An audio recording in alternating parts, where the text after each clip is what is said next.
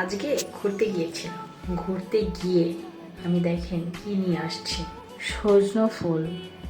দেখো এই সজনে ফুলগুলা মানে সকাল হয়ে গেছে তো তুলসী, এই জন্য এই কালার হয়ে গেছে। আরও পলিথিন দিয়ে চেপে রাখছিলাম, এই কালার হয়ে গেছে। তো যাই হোক, ফোনে কালার একটু অন্যরকম দেখা যাচ্ছে, দেখেন কাছে আনলে আমি দেখাই।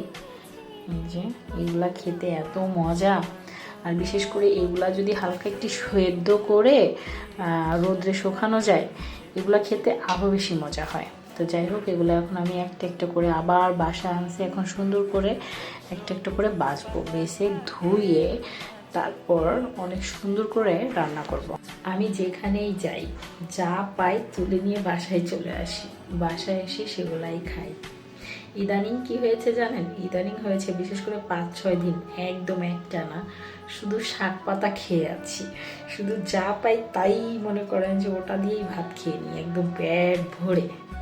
আমি অবশ্য আগে শাক পাতা খেতাম না, এই জন্য মানে এখন অনেক আফসোস করি কেন খেতাম না। আসলে তখন বাবা মা অনেক রাগ করতো, কিন্তু তখন খেতাম না, বুঝতাম না তো। কিন্তু এখন বুঝি এগুলার স্বাদ কী, এগুলার মজা কী, এখন বুঝি।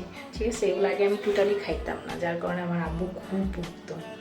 এখন খুব ভালো লাগে, আর এখন এগুলা ছাড়া কিছু বুঝি না। সময়ের সাথে সব কিছু পরিবর্তন হয়, আর সব কিছুই পরিবর্তনশীল। মানুষগুলাই তো পরিবর্তন হয়ে যায়, মানুষের সাথে সময়ের সাথে সব কিছু পরিবর্তনশীল।